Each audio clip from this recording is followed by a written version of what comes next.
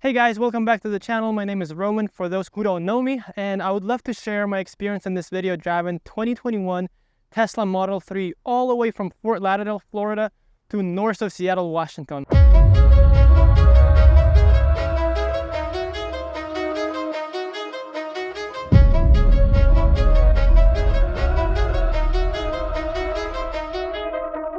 I'm going to try to keep this video short, but I also created the chapters of each topic of the video, so feel free to scroll and pass through if you get bored in any chapter. But I'm going to try to keep this as much entertaining as possible. And I'm sure if you never did cross-country trip, not even on an electric vehicle, but on a regular car, this could be lots of anxiety to you. But I can assure you, once you drive for like a day and you pass to the second day, it gets a lot more easier. It's just the first day that it's kind of hard. So we drove non-stop from Fort Lauderdale to California, first to Los Angeles, and that took us 4 days. But anyways, we tried to pre-plan the trip, and of course I used the Tesla navigation. This is the key. I would trust the navigation system in Tesla as it guides you and takes you to the next supercharger, and it exactly tells you how much time you have to charge and for how much you have to drive. Is the information correct? It depends. Sometimes it is, sometimes it's not. So let's say if you're driving 80 miles an hour, of course, you will be using a lot more electricity, so your range will be less. So I would suggest driving under 80, and I was driving around from 75 to 79 on Autopilot. And also I would suggest to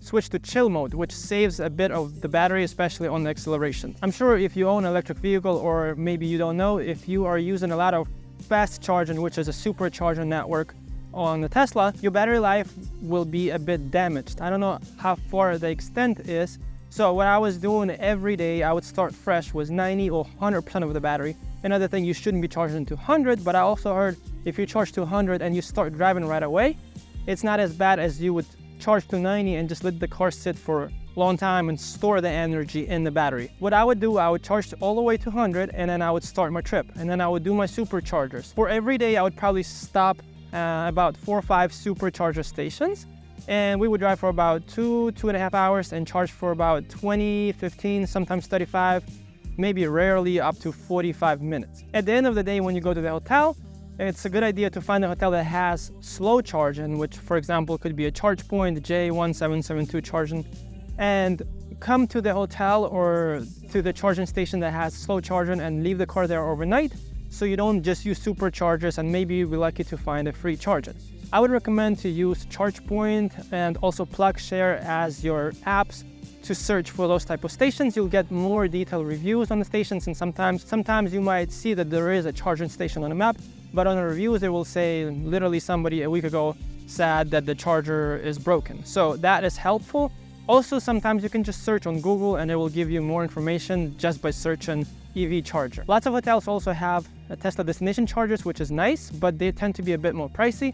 So if you stay and try to save money like me, sometimes I would just plug into a regular outlet on the wall of the hotel. And actually some of the hotels are okay with that, and they actually did offer me, because they don't have electric car chargers, they said it's okay if I plug in overnight to their regular outlet.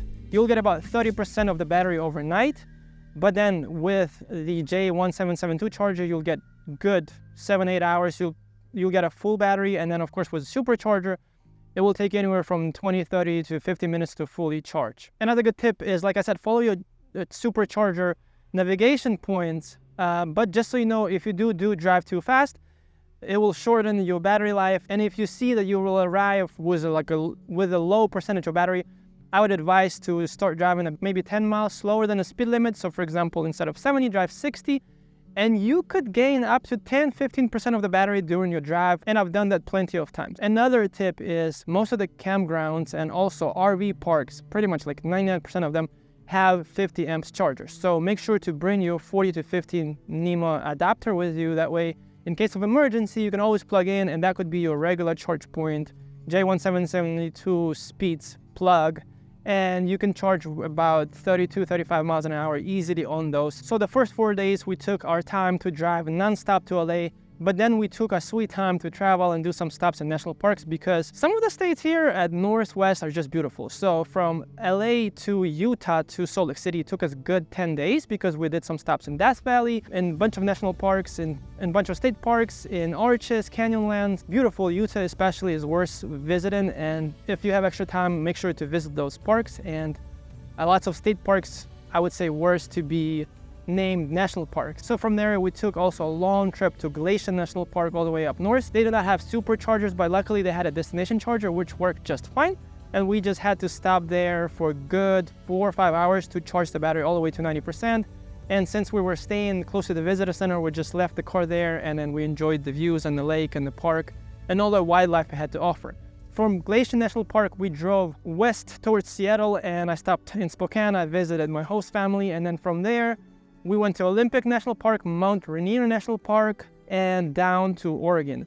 Let me tell you that some of the states have battery charging networks. For example, like California and Florida, in my experience, has the best charging network, period. But like states like Montana, Oregon, Washington are not as developed, I would say, probably because they have colder weather, so not a lot of people do buy electric cars. But there is a link of superchargers on every highway, on every major highway, so you will be fine. But if you go into remote places like national parks, for example, like Mount Rainier and Olympic National Park, we had some problems and we had to stop and charge at a regular charger. And for example, in Mount Rainier, there was only one, and they were charging by an hour, which was kind of weird. So it was $3.60 per hour, but 2 hours of charging just topped us off to have enough battery to get out of the park, which was nice. But then another factor you have to know about is when the temperature drops, your battery drowns faster as well. So one of the campgrounds we stayed at, the battery went down 18 degrees overnight, which kind of sucked because we slept in the car actually and used 18% of battery just to heat up the cabin. By the way, if you're interested more about living in the car and camping in the car, I made a whole huge video about that, link in the description. And also I would appreciate if you pause this video for a second and like it and hit subscribe maybe even. If you like this type of content and also a lot more filmmaking content, and just because you appreciate the effort of filmmaking and my effort putting all this energy into video, and I just love sharing all this with you. And of course, a shameless plug, if you do order a Tesla through my link, you will get $500 to $1,000 off on your car. And I will get some free supercharging, which is beneficial to both of us, so thank you very much if you do so. Now let's get back to the video. During my whole trip, I was mostly using Autopilot, but I do hate phantom braking, and it's been happening a lot, especially on the way back for some reason.